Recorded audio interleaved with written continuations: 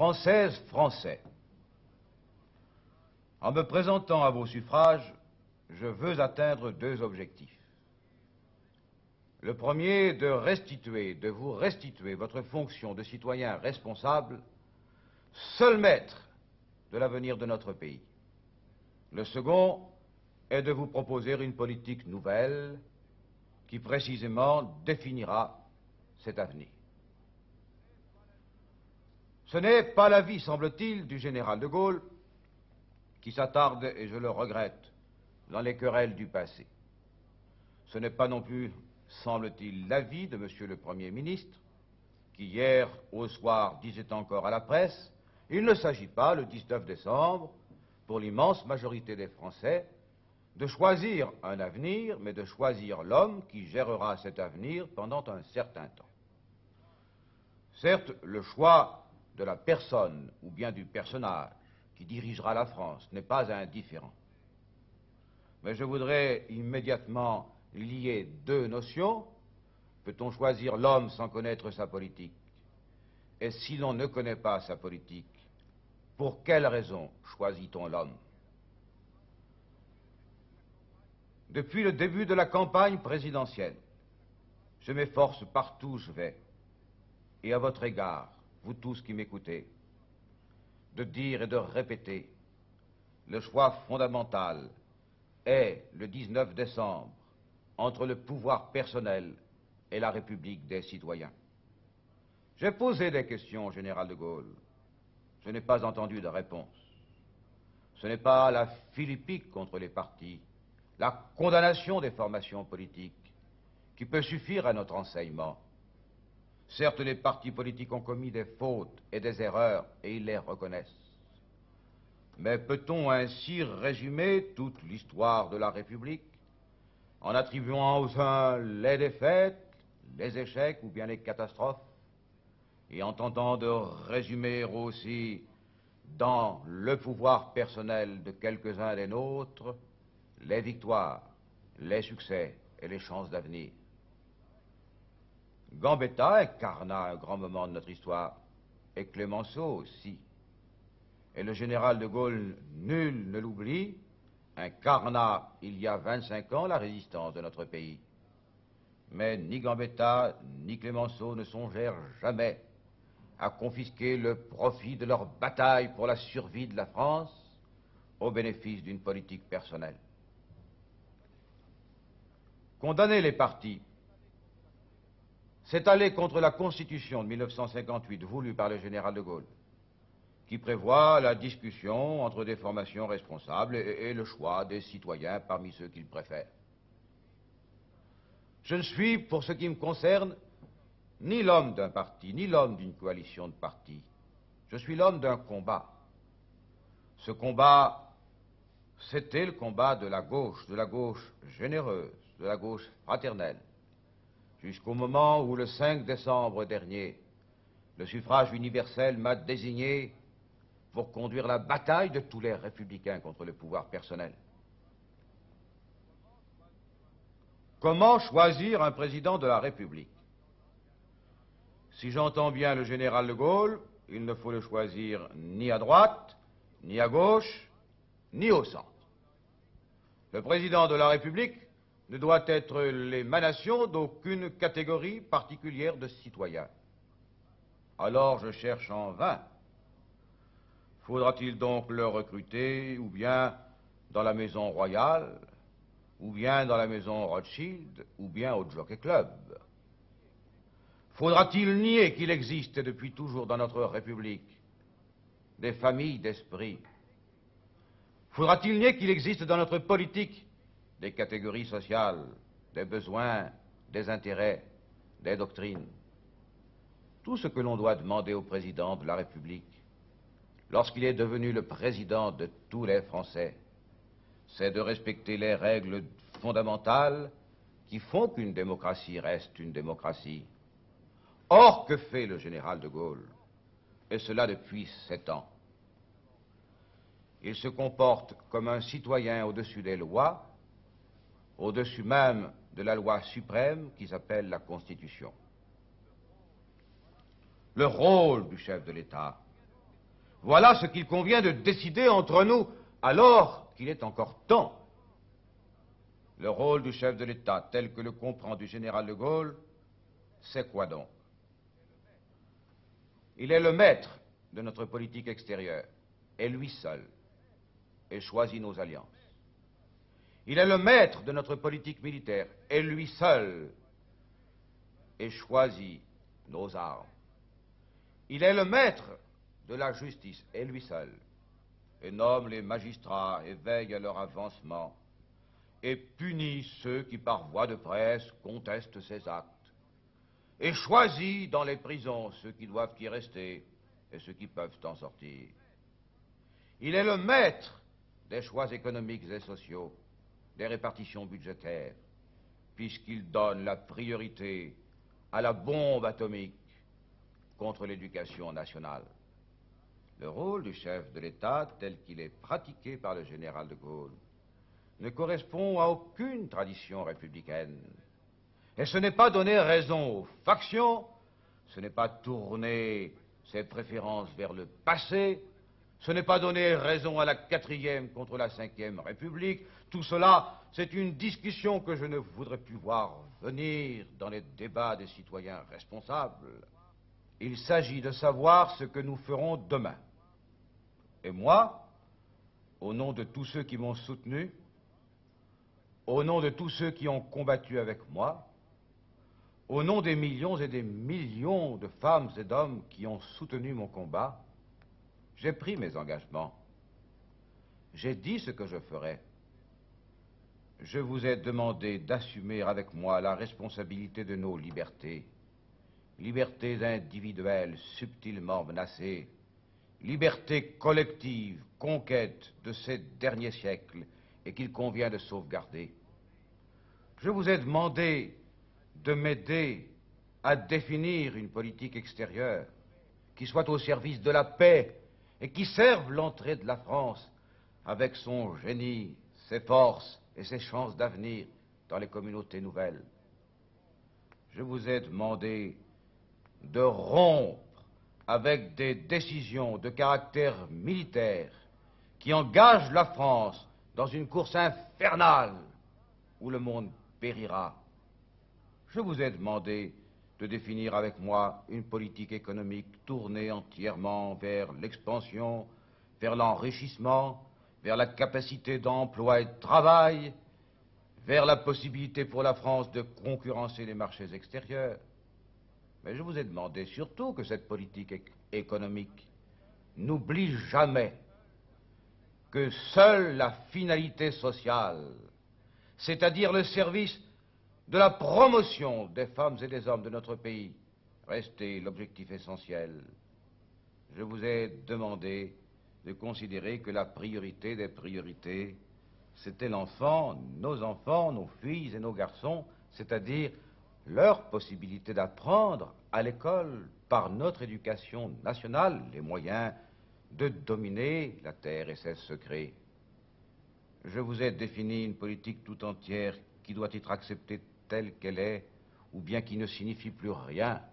Je vous ai demandé de choisir selon les thèmes que je vous ai proposés et ceux que j'aurais voulu entendre proposés par le général de Gaulle.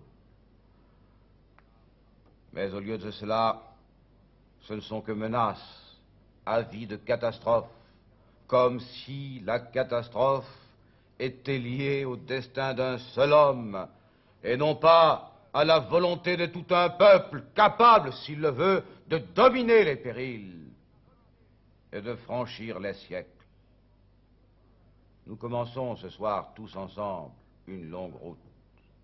Peu importe ma place et mon rang. Seule importe la place qu'occuperont la France et les Français dans le monde nouveau qui s'ouvre aux espérances et aux travaux des hommes. Seul compte la volonté créatrice de notre peuple. Seul compte sa force d'expansion et de renouvellement. Seul compte sa capacité de concevoir et de répandre un idéal de justice et de paix. Quiconque prétendait que la France sans lui ne serait rien Non, le général de Gaulle se trompe. La France ne lui appartient pas. La France ne s'identifie à personne d'autre que son peuple. Lorsque l'on considère les siècles passés, les siècles qui ont servi à la former, à la garder, à lui permettre de survivre et de grandir, on dit, et je le pense de toute ma foi dans notre pays, que la France n'a pas vieilli. La jeunesse de la France, qu'est-ce que c'est? Ce sont les siècles qu'elle a devant elle et les tâches qui l'attendent. Alors, au moment de vous quitter, cessant les comparaisons inutiles, les luttes dépassées, criant l'acte de foi d'un homme responsable qui appelle tous les républicains à servir comme il aime la République française. Alors, regardons devant nous, croyons en nous, croyons au peuple, croyons en l'avenir de notre pays, croyons en la politique que nous avons définie, et nous sentirons ce soir, après tant de peine, devant tant de labeur, alors que la route est encore si longue, mais qu'il est si beau aussi de l'entreprendre du même pas. Pensons, Françaises et Français, qu'il est désormais possible, si nous y croyons, de crier « Vive la République et vive la France !»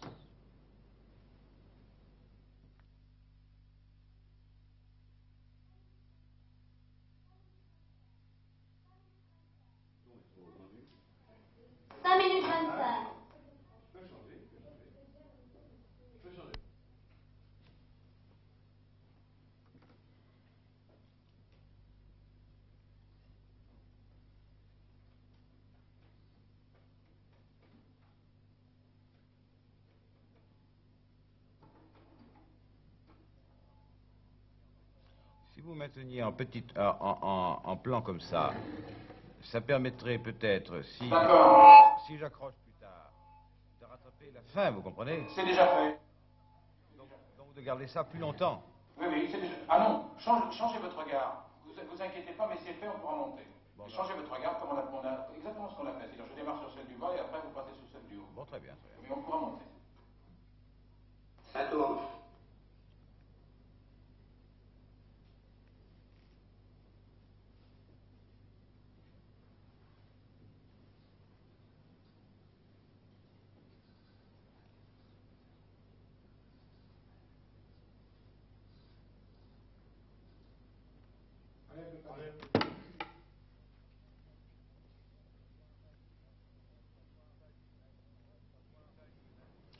Il s'agit maintenant de savoir ce que nous ferons demain. Moi, je l'ai dit, et j'attends encore les propositions du général de Gaulle. Je vous ai demandé, prenant ainsi l'engagement solennel et engageant avec moi tous ceux qui m'ont soutenu dans ce combat, engageant avec moi les millions et les millions de Françaises et de Français qui se sont associés à cette bataille pour la reconquête de la République, je vous ai demandé d'assurer nos libertés individuelles subtilement menacées, nos libertés collectives, bataille d'un siècle et demi, et qu'il convient encore aujourd'hui de sauvegarder. Je vous ai demandé de définir une politique extérieure tout entière au service de la paix, de présence dans les lieux où l'on discute de la paix. Je vous ai demandé de faire confiance au génie national de la France pour la construction des communautés nouvelles. Je vous ai demandé de rompre avec une politique militaire qui choisit la course au surarmement au bout de laquelle périra le monde.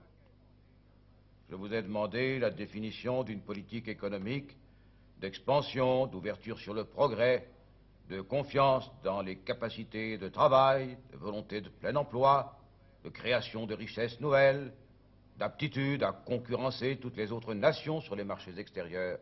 Mais je vous ai dit que cette politique économique n'aurait pas de sens si elle n'avait avant tout une finalité sociale, c'est-à-dire la volonté de promouvoir les hommes et les femmes qui travaillent, qui souffrent et qui espèrent.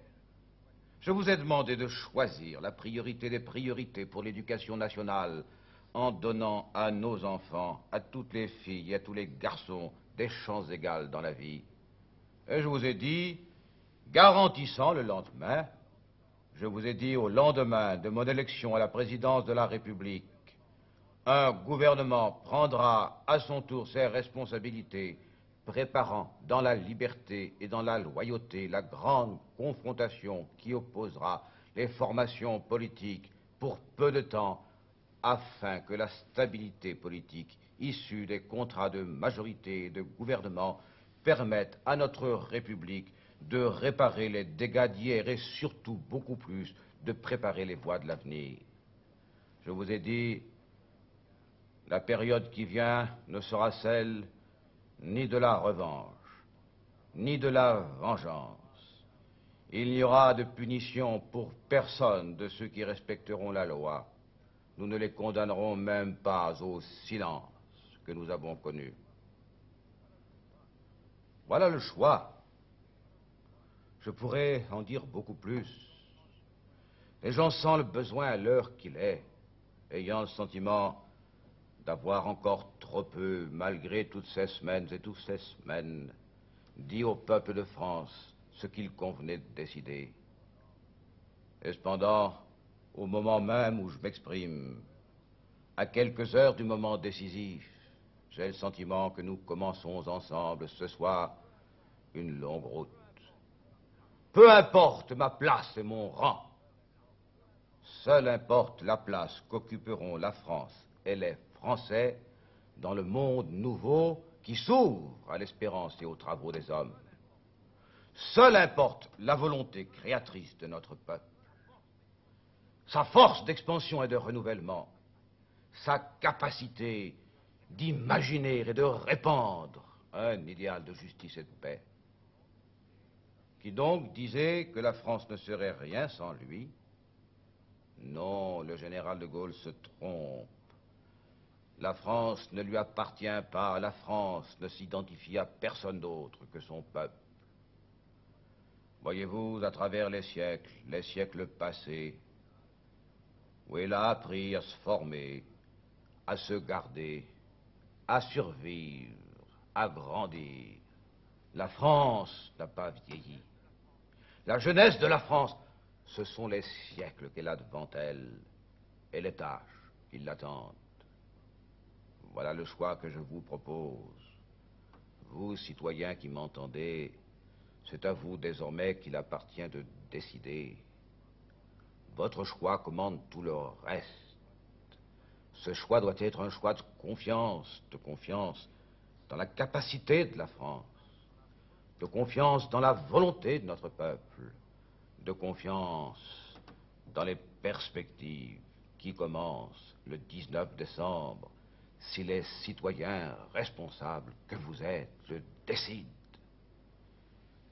Alors il me restera seulement à dire pour conclure, et en ce moment solennel, qu'il faut seulement conquérir le droit de dire tranquillement, mais de toute la force que contient notre espérance, vive la République, vive la France!